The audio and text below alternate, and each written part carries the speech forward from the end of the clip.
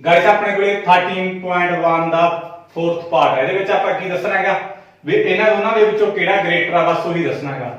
Greater number ਦੱਸਣਾ ਹੈਗਾ। ਆ ਮੇਰੇ ਕੋਲ ਇਹਨਾਂ ਨੇ ਫਸਟ ਨੂਮੈਰੀਕਲ ਦੇਤਾ, ਸੈਕੰਡ ਦੇਤਾ, ਥਰਡ ਦੇਤਾ, ਫੋਰਥ ਦੇਤਾ ਤੇ ਫਿਫਥ ਦੇਤਾ।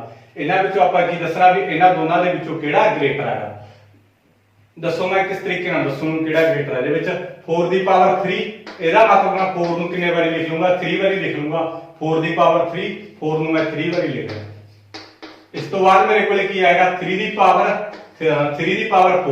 3 ਨੂੰ ਮੈਂ ਕਿੰਨੇ ਵਾਰੀ ਲਿਖੂੰਗਾ, 4 ਵਾਰੀ ਲਿਖੂੰਗਾ। ਕਿਉਂ? ਕਿਉਂਕਿ 3 ਦੀ ਪਾਵਰ ਮੇਰੇ ਕੋਲ ਕਿੰਨੀ ਆ ਗਈ, 4 ਆ ਗਈ। ਜਿੰਨੀ ਉਹਦੀ ਪਾਵਰ ਹੁੰਦੀ ਹੈ ਉਹਨੇ ਵਾਰੀ ਆਪਾਂ ਕੀ ਲਿਖ ਲਾਂਗੇ। 4 ਦੀ ਪਾਵਰ 3 ਸੀ ਦਾ ਮਤਲਬ ਮੈਂ 4 ਨੂੰ ਕਿੰਨੇ ਵਾਰੀ ਲਿਖ ਲਿਆ, 3 ਵਾਰੀ ਲਿਖ ਲਿਆ।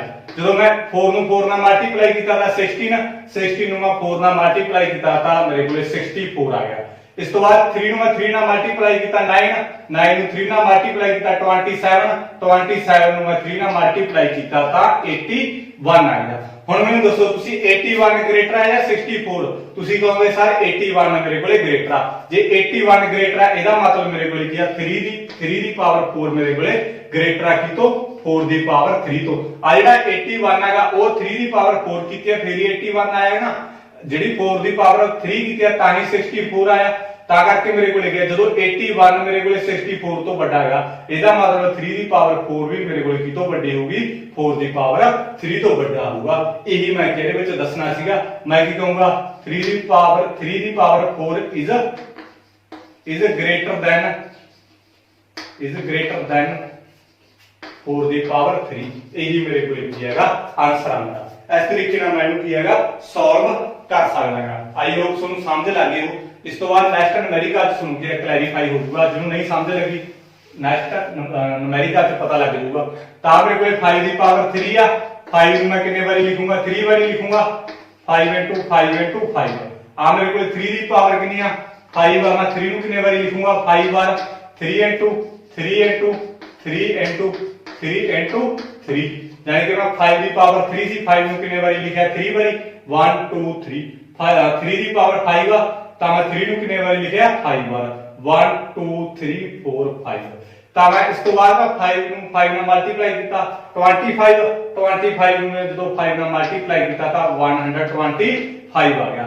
ਇਸ ਤੋਂ ਬਾਅਦ 3 ਨੂੰ 3 ਨਾਲ ਮਲਟੀਪਲਾਈ ਕੀਤਾ 9 ਨੂੰ 3 ਨਾਲ ਮਲਟੀਪਲਾਈ ਕੀਤਾ ਤਾਂ ਮੇਰੇ ਕੋਲ 27 ਨੂੰ ਮੈਂ 3 ਨਾਲ ਮਲਟੀਪਲਾਈ ਕੀਤਾ 81 ਨੂੰ ਜਦੋਂ ਮੈਂ 3 ਨਾਲ ਮਲਟੀਪਲਾਈ ਕਰੂੰਗਾ ਤਾਂ 243। ਇਧਰ ਕਰਕੇ ਦੇਖ ਲਓ ਜੇ ਨਹੀਂ ਪਤਾ ਲੱਗਦਾ 81 ਨੂੰ 3 ਨਾਲ ਮਲਟੀਪਲਾਈ ਕੀਤਾ ਤਾਂ ਮੇਰੇ ਕੋਲ ਕੀ ਹੈਗਾ 243 ਆ ਜਾਊਗਾ। ਦੱਸੋ ਗਾਇਸ ਕਿਹੜਾ ਗ੍ਰੇਟਰ ਆ? ਜਦੋਂ 243 ਗ੍ਰੇਟਰ ਆ ਕਿਤੋਂ 125 ਤੋਂ। ਜਦੋਂ ਮੇਰੇ ਕੋਲ 243 ਗ੍ਰੇਟਰ ਆ 125 ਤੋਂ ਇਹਦਾ ਮਤਲਬ ਮੇਰੇ ਕੋਲ 3 ਦੀ ਪਾਵਰ 5 ਵੀ ਗ੍ਰੇਟਰ ਹੋਊਗੀ ਤੋਂ 5 ਦੀ ਪਾਵਰ 3 ਤੋਂ। ਤਾਂ ਇਹਦੇ ਵਿੱਚ ਮੇਰੇ ਕੋਲ ਕੀ ਆ ਜਾਊਗਾ 3 ਦੀ ਪਾਵਰ 5 ਆ ਜਿਹੜੀ ਉਹ ਗ੍ਰੇਟਰ ਆ ਕਿਤੋਂ 5 ਦੀ ਪਾਵਰ 3 ਤੋਂ। ਗਾਇਸ ਜਿਹੜਾ ਆਪਣੇ ਕੋਲੇ ਗ੍ਰੇਟਰ ਹੁੰਦਾ ਨਾ ਉਹਦੇ ਕਿੰਨੀ ਆਪਾਂ ਕੀ ਇਸ ਤਰੀਕੇ ਨਾਲ ਮੂੰਹ ਖੋਲ ਦਿਆ ਕਰਾਂਗੇ। ਇਹਦਾ ਮਤਲਬ ਇਹੀ ਹੁੰਦਾਗਾ ਵੀ ਮੇਰੇ ਕੋਲ 3 ਦੀ ਪਾਵਰ 5 ਆ ਉਹ ਵੱਡੀ ਹੈ ਕਿਤੋਂ 5 ਦੀ ਪਾਵਰ 3 ਤੋਂ। ਮੈਨੂੰ ਪਤਾ ਕਿੱਥੋਂ ਲੱਗਦਾ, ਇੱਥੋਂ ਪਤਾ ਲੱਗਦਾ ਕਿਉਂਕਿ ਜਿਹੜਾ 243 ਵੱਡਾ ਕਿਤੋਂ 125 ਤੋਂ। ਇਹਦਾ ਮਤਲਬ ਮੇਰੇ ਕੋਲ 3 ਦੀ ਪਾਵਰ 5 ਵੀ ਗ੍ਰੇਟਰ ਆ ਕਿਤੋਂ 5 ਦੀ ਪਾਵਰ 3 ਤੋਂ। ਤਾਂ ਇੱਥੇ ਮੈਂ ਲਿਖ ਦੂੰਗਾ 3 ਦੀ power 5 is greater than 5 the power 3। ਇਹੀ ਮੇਰਾ ਕੀ ਹੈਗਾ ਆਨਸਰ ਹੈਗਾ। ਇਸ ਤੋਂ ਬਾਅਦ ਆਪਾਂ ਨੈਕਸਟ ਕਰਾਂਗੇ ਥਰਡ ਦੇ ਪ੍ਰੋਪਰ ਕਿਸ ਤਰੀਕੇ ਨਾਲ ਕਰਾਂਗੇ। 2 ਦੀ ਪਾਵਰ 8 ਆ ਤੇ 8 ਦੀ ਪਾਵਰ 2। ਤਾਂ 2 ਦੀ ਪਾਵਰ 8 ਆਗਾ 2 ਨੂੰ ਮੈਂ ਕਿੰਨੇ ਵਾਰੀ ਲਿਖੂੰਗਾ 8 ਵਾਰੀ ਲਿਖੂੰਗਾ। ਸਾਰਿਆਂ ਨੂੰ ਪਤਾ ਹੈਗਾ 4 5 6 7 8 1 2 3 4 5 6 7 8। ਤਾਂ 8 ਨੂੰ ਮੈਂ ਕਿੰਨੇ ਵਾਰੀ ਲਿਖੂੰਗਾ ਹੁਣ 2 ਵਾਰੀ ਲਿਖੂੰਗਾ। ਤਾਂ 8 ਨੂੰ ਜਦੋਂ ਮੈਂ 8 ਨਾਲ ਮਲਟੀਪਲਾਈ ਕੀਤਾ ਤਾਂ 64 ਆ ਗਿਆ। ਤਾਂ ਮੈਂ ਇਹਨੂੰ ਮਲਟੀਪਲਾਈ ਕਰਕੇ ਦੇਖਦਾ 2 ਨੂੰ ਜਦੋਂ 2 ਨਾਲ ਮਲਟੀਪਲਾਈ ਕੀਤਾ 4 ਨੂੰ 2 ਨਾਲ ਮਲਟੀਪਲਾਈ ਕੀਤਾ 8 ਨੂੰ 2 ਨਾਲ ਕੀਤਾ 16 ਨੂੰ ਜਦੋਂ ਮੈਂ 2 ਨਾਲ ਕਰੂੰਗਾ 32 ਨੂੰ ਮੈਂ ਜਦੋਂ 2 ਨਾਲ ਕਰੂੰਗਾ 64 ਨੂੰ ਮੈਂ 2 ਨਾਲ ਕਰੂੰਗਾ 128 ਨੂੰ ਜਦੋਂ ਮੈਂ 2 ਨਾਲ ਮਲਟੀਪਲਾਈ ਕਰੂੰਗਾ ਤਾਂ ਮੇਰੇ ਕੋਲ ਕੀ ਹੈਗਾ 256 ਆ ਜਾਊਗਾ। ਤਾਂ ਮੇਰੇ ਕੋਲ 452 ਤਾਂ ਮੇਰੇ ਕੋਲ ਕਿੰਨਾ ਆ ਗਿਆ 256 ਆ ਗਿਆ। ਹੁਣ ਗਾਇਸ ਦੱਸੋ ਮੇਰੇ ਕੋਲ ਕਿਹੜਾ ਗ੍ਰੇਟਰ ਹੈਗਾ 256 ਗ੍ਰੇਟਰ ਆ ਜਾਂ 64 ਤੁਸੀਂ ਕਹੋਗੇ ਸਰ 256 ਗ੍ਰੇਟਰ ਆ, ਇਹਦਾ ਮਤਲਬ ਮੇਰੇ ਕੋਲ 2 ਦੀ ਪਾਵਰ 8 ਗ੍ਰੇਟਰ ਆ ਕਿਤੋਂ 8 ਦੀ ਪਾਵਰ 2 ਤੋਂ। ਤਾਂ ਉਸੇ ਤਰੀਕੇ ਨਾਲ ਲਿਖ ਦੂੰਗਾ ਮੈਂ 2 ਦੀ power 8 is greater than 8 the power 2। ਇਸ ਤਰੀਕੇ ਨਾਲ ਮੇਰੇ ਕੋਲ ਇਹ ਜਿਹੜਾ ਨੁਮੈਰੀਕਲ ਆ ਉਹ ਕੀ ਹੋ ਗਿਆ, ਕੰਪਲੀਟ ਹੋ ਗਿਆ। ਆਈ ਹੋਪ ਤੁਹਾਨੂੰ ਕਿ ਸਾਰਿਆਂ ਨੂੰ ਕੀ ਸਮਝ ਲੱਗ ਗਈ ਗਾਇਸ। ਕੁਛ ਨਹੀਂ ਕੁਛ ਔਖਾ ਨਹੀਂ ਇਹਦੇ ਵਿੱਚ। ਦੇਖੋ 2 ਦੀ ਪਾਵਰ 8 ਦਿੱਤੀ ਜਾਨੀ ਕਿ 2 ਨੂੰ ਮੈਂ 8 ਵਾਰੀ ਲਿਖਤਾ, ਜਾਨੀ ਕਿ ਸਾਰਿਆਂ ਨੂੰ ਮੈਂ ਕਿਹਾ ਗੁਣਾ ਕਰਤੀ, ਮੇਰੇ ਕੋਲ 256 ਆ ਗਿਆ।